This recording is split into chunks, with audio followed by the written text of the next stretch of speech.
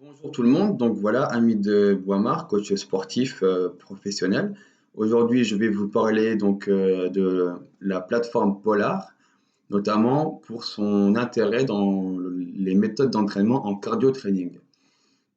Pour vous contextualiser un peu tout ça, c'est une courbe qui fait suite à un entraînement par intervalle, donc par zone d'intensité qui ont été choisies. Et c'est un travail sur rameur durant donc 35 minutes.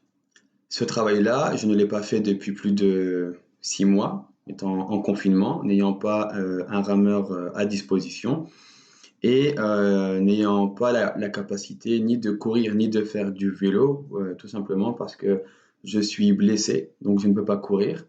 Je n'ai pas mon vélo avec moi, donc je ne peux pas rouler de façon précise, comme par le passé. Par contre, je pouvais faire du circuit training chez moi. L'inconvénient du circuit training, c'est que je ne peux pas gérer mes zones de la même façon. Et même là, j'étais limité suite à ma blessure. Donc voilà, j'ai opté pour un entraînement sur rameur pour me tester, pour voir. Et je l'ai fait sur 35 minutes. Un travail donc par intervalle, c'est-à-dire par zone d'intensité qui vont se succéder. On voit ici qu'il y a plusieurs zones, il y a plusieurs couleurs. Donc je vais juste vous les expliquer de la plus forte à la plus faible. Donc nous avons ici la zone 5, la zone rouge qu'on a voulu travailler 2 fois, qui est entre 100% et 90% de la fréquence cardiaque maximum. La zone jaune, ici, qui est donc notre zone 4, entre 90% et 80% de la fréquence cardiaque max. La zone verte, zone 3, qui est donc entre 80 et 70%. La zone bleue, 70 à 60. Et enfin, la zone grise, on va être 60 à 50%. En bas, on ne prend pas en compte, c'est la zone blanche, elle est vide. Pourquoi? Parce qu'entre 0 et 50%, vous ne faites rien. Ou vous êtes mort, ou vous êtes en train de dormir. Donc, c'est intéressant pour le suivi du sommeil. Comme moi, je suis à 40 battements minutes en sommeil profond. Donc, effectivement, on peut voir comme ça la qualité du sommeil. C'est une autre vidéo qui va venir. Là, sur cette période-là, c'était plutôt donc sur un an d'entraînement. Et on voit donc différentes zones, 1, 2, 3, 4, 5 et 6. Cette fois-ci, ce sont mes zones d'intervalle dans le temps. Donc, premier travail, tout simplement, on zoome dessus, un travail d'échauffement. Donc, sur cet échauffement-là, je devais être entre ma zone 1 et ma zone 3. La zone 3, on voit ici que je n'y suis quasiment pas allé. Je suis resté plutôt dans la zone 2, c'est-à-dire entre 60 et 70%. Donc, moi, ça me correspond entre 110 et 130 battements minutes. Un échauffement donc, qui a duré, si on regarde ici, de façon irrégulière, mais toujours dans la zone, qui a duré, voilà, on arrive ici à 11-12 minutes. L'important n'est pas d'avoir une courbe nécessairement lisse, non. L'important est de rester ici, c'est un petit peu comme un jeu, de rester dans sa zone. J'ai une marge ici de 10, 15, 20 battements, tout simplement pour rester dans ma zone. Effectivement, si on pouvait avoir une courbe lisse, ce serait bien, mais là c'était un test, donc effectivement je n'étais pas à l'aise, je n'étais pas calibré, puisque c'est un exercice que je n'ai pas refait depuis plus de 6 mois. On voit plus bas sur le tableau, donc l'échauffement a duré effectivement 12 minutes entre la zone 1 et 3. Et sur ces 12 minutes-là, nous voyons donc une distance à 0, une fréquence moyenne à 122, donc plutôt faible, et une fréquence max à 134. 134, c'est ici quand j'ai changé de zone. Pour voir un tableau plus intéressant, je vais mettre les distances ici qui ne sont pas prises en compte. Par contre, ce qui va être intéressant, c'est mon temps dans la zone. Mon temps dans la zone ici est de 11 minutes 40 pour un travail qui doit en durer 12. On est bon. L'échauffement est plutôt réussi. Nous allons voir maintenant la suite. Première zone de travail. Je vais redézoomer, pardon. C'était la zone 4 à 5. On voit ici très clairement que mon cœur est monté, mais il est resté entre la zone verte et la zone jaune, c'est-à-dire entre la zone 3 et la zone 4. Or, je voulais un travail entre la zone 4 et la zone 5. Je voulais travailler jaune, orange, rouge, pardon, orange, rouge, et je suis resté sur vert orange, à la frontière. Pourquoi? Pas par manque de volonté, tout simplement parce que je n'ai pas réussi durant ce premier tour à faire monter mon cœur.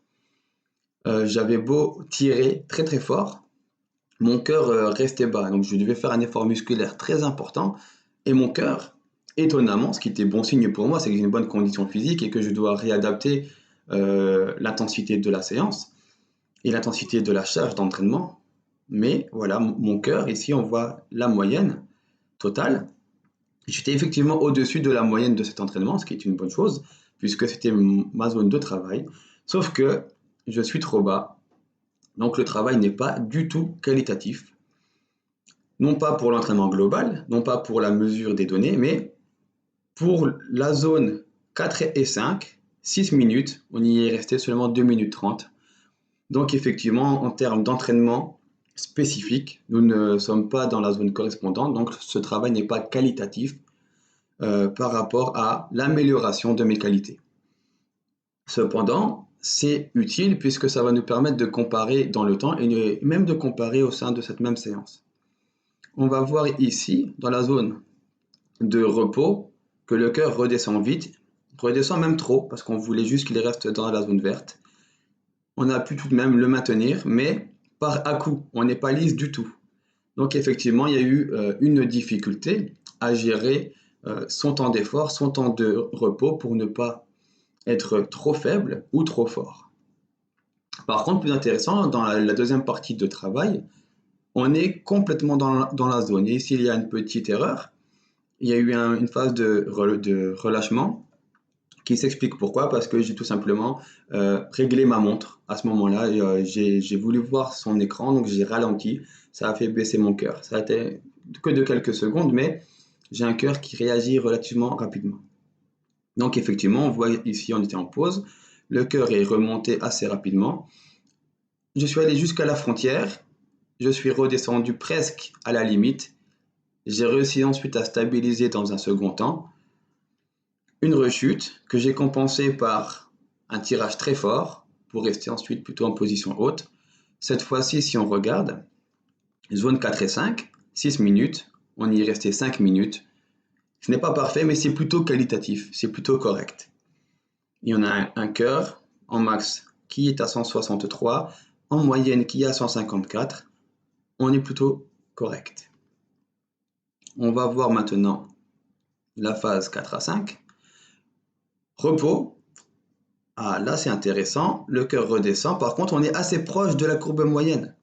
Mon repos cette fois-ci est mieux maîtrisé, je commence à me calibrer. En même temps, si on regarde, on est déjà à 27 à 29 minutes.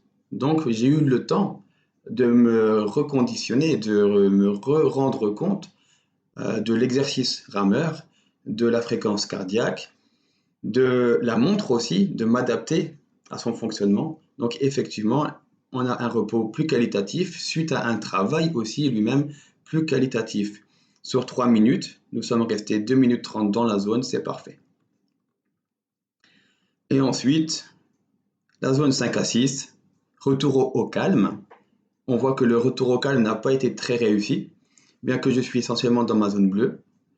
Donc mon cœur va redescendre. Ce n'est pas très réussi. Pourquoi? Parce qu'on voit que je suis dans une zone frontière, encore une fois.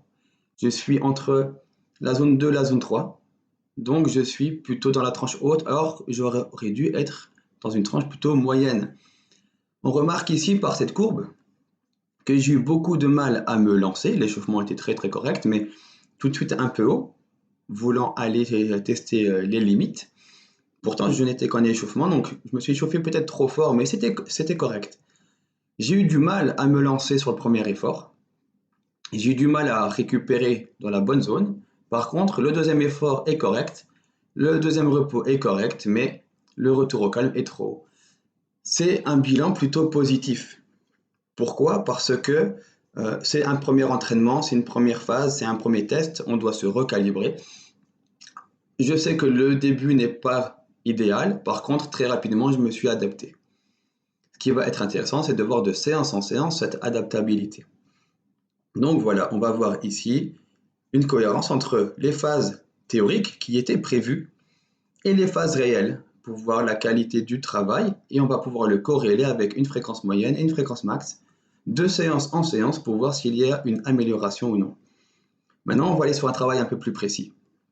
On va zoomer un peu pour voir justement qu'est-ce qui s'est passé. De façon plus précise, voilà, j'arrive ici sur mon échauffement. Mon cœur monte. J'accroche ici autour de 114 battements minutes et je vais rester plus ou moins dans ma zone bleue. Je dépasse, je redescends presque à la limite, à 115, mon cœur au départ.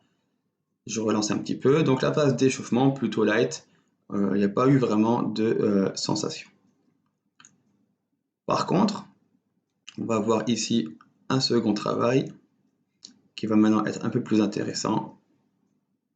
Voilà, tout de suite on va attaquer sur la zone de travail. Au-dessus de la moyenne, mais on n'est pas du tout dans la zone orange, on est très clairement dans la zone verte, la partie haute, certes. Donc c'est pas une catastrophe, j'étais pas dans la zone verte à la moyenne. J'étais dans la zone verte haute, donc j'étais à la frontière. J'étais à la frontière de mon effort, je n'ai pas réussi à atteindre cet effort et je vais vous dire pourquoi. Après 6 mois sans ce travail-là, je pensais que ça allait être très difficile. Donc le rameur, dans lequel je peux régler le niveau de difficulté, je l'ai mis au minimum. Je l'ai mis au minimum pensant que je ne serais pas capable de ramer. Musculairement, effectivement, j'ai ressenti une légère fatigue. Mais j'ai sous-estimé mon niveau de départ. Avec une difficulté au rameur A1, je ne pouvais pas monter très rapidement sur mon cœur. J'aurais dû la mettre peut-être à 3, 4 ou 5 pour avoir un effort musculaire plus intense, un besoin d'oxygène plus important et donc un battement de cœur plus rapide.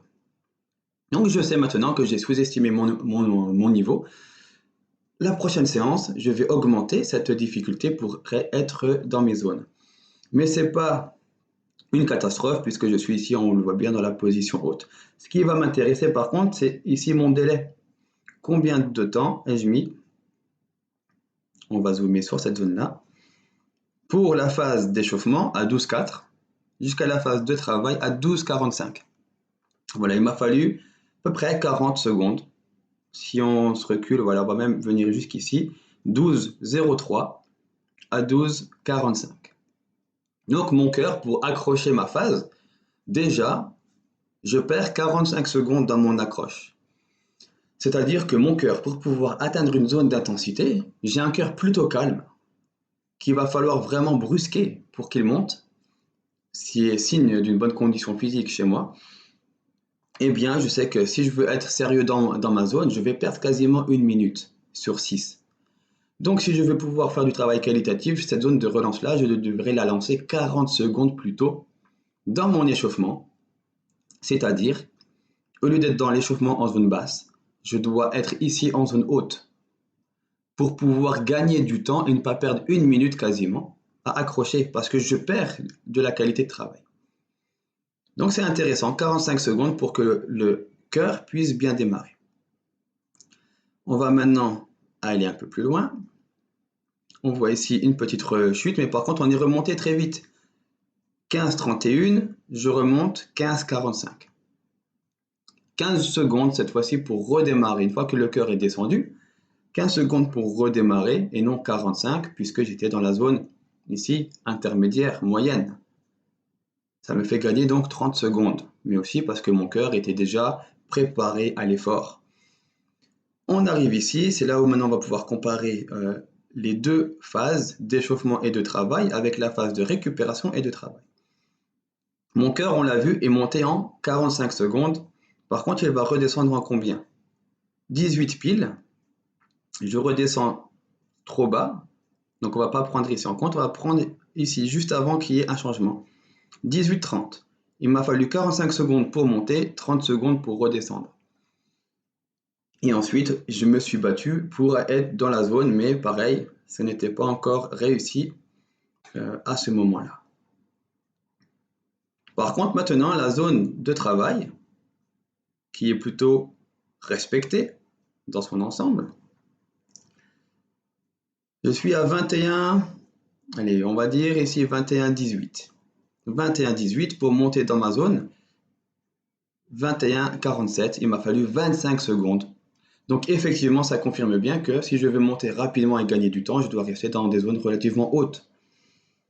Et même pour aller à mon effort max, ensuite en redescendant, en remontant, voilà, j'ai pu mieux stabiliser. Mais après l'échauffement, 45 secondes, après récupération, seulement 20-25 secondes. Donc le cœur démarre quand même assez rapidement, mais je sais que j'ai un temps de latence, ce qui est naturel. Ce qui va être intéressant, c'est de voir la variation de ce temps de latence. Et là, si je compte ma petite chute en cours de séance, 25-15, pour remonter 25-57, il m'a refallu quand même plus de 30 secondes. Donc voilà, un moteur, on dirait diesel. Un moteur essence partirait très très vite. Moi non, au contraire, j'ai un temps de latence relativement important. Par contre, maintenant, on va voir cette nouvelle chute ici. On va prendre la première, de l'effort à la récupération, puis de la récupération au retour au calme. On va donc zoomer. De l'effort à la récupération ici, au point le plus haut, 27,03, au point le plus bas, 27,46. On a vu sur le premier intervalle qu'il m'a fallu 30 secondes pour redescendre. Au second, la fatigue s'est cumulée. Et avec un cumul de fatigue, mon cœur redescend moins rapidement. Il m'a fallu 30 secondes pour récupérer, là il en a fallu 45. C'est ça, je regarde, je vérifie, 27,03, 27,46, il m'a fallu 43 secondes exactement pour redescendre, soit 13 secondes supplémentaires. Voilà pourquoi c'est intéressant, je sais précisément à quel moment je commence à fatiguer. Puisque mon temps de récupération est plus long, je récupère moins bien, donc je fatigue. Sur un entraînement comme ça de 35 minutes, ça nous donne un état général, mais imaginez sur une course, 1 heure ou 2 heures. C'est des entraînements qui vont être très très importants et ce sont des phases qui vont être très très importantes. Donc 30 secondes au début, 45 secondes maintenant. Et si je veux voir de ma phase de récupération à ma phase de repos, 30-11, 30-50, 40 secondes encore une fois. 40 secondes encore une fois pour passer de ma zone de récupération à ma zone de retour au calme. Donc effectivement, la fatigue est venue. Et enfin, on peut analyser une dernière zone, mais qui est moins intéressante, mais l'effort était terminé. 35 piles, j'ai terminé mon effort. Il m'a fallu ici 35-26 pour récupérer complètement. Donc 30 secondes à la fin. Donc effectivement, je n'ai pas les mêmes temps de récupération selon ma zone d'intensité. Donc voici le global. On reviendra plus tard sur ce que c'est que la charge cardiaque, qui ici n'est pas de toute façon fiable puisqu'elle n'était pas réglée 100% sur mon profil. Par contre, j'ai une fréquence moyenne à 135 battements, c'est relativement faible pour moi, c'est un entraînement simple. Je dois être au moins à 150 pour avoir vraiment un travail intéressant, donc je me suis sous-estimé. J'ai une fréquence max à 163, max sur cette séance-là. Mon vrai max est à 186 environ actuellement, donc je suis quand même relativement loin en dessous, c'est pas une grosse séance. Mais pour une première, j'ai des données assez intéressantes. Donc voilà ce qui peut être vraiment chouette. Et je vais vous le montrer avec une information ici que je n'ai pas puisque j'étais en salle. Ça va être d'afficher ici les températures. En affichant les températures, bon, sur un rameur en salle, ça n'a pas été pris en compte. Mais si je suis maintenant sur une course en extérieur, course à pied ou course à vélo, ou même de l'aviron, donc cette fois-ci sur l'eau, et non pas en salle, la température va m'indiquer en corrélation avec ma courbe ici cardiaque, qu'est-ce qui se passe? Peut-être qu'avec une température qui augmente, je vais voir mon cœur qui augmente. Peut-être avec une température plus froide, comparée à d'autres séances, je vais voir que mon cœur, pour un effort identique, est plus bas. Et c'est tout à fait normal et c'est tout à fait possible puisque le corps va s'échauffer et la température va augmenter ou réduire cet échauffement. En tout cas, partiellement. Et là, ça va être intéressant puisqu'on a le profil de course, on a le profil du coureur et on a aussi les conditions qui favorisent ou non notre entraînement. Donc voilà, on va faire une série de vidéos à ce sujet-là et j'espère que petit à petit, ça va vous aider à comprendre un peu la méthode, le type d'entraînement et l'intérêt de travailler avec un système ou un autre. Moi, je travaille avec Polar parce que c'est assez fiable, parce que j'expérimente aussi du nouveau matériel pour des personnes qui me l'ont demandé, pardon. Et aussi parce que voilà, j'aime cette prise en main-là parce que je la connais déjà. Mais il est possible d'utiliser, pardon, différentes plateformes plus ou moins précises. Ça, c'est une question de confort. Donc, merci beaucoup en tout cas pour votre attention. Laissez-moi en commentaire ou en message justement si vous avez des questions précises, si vous avez vous l'habitude du cardio training avec un contrôle précis ou un contrôle relatif, c'est-à-dire avec des sensations. Et on se dit à bientôt pour une prochaine vidéo. Merci beaucoup, à bientôt.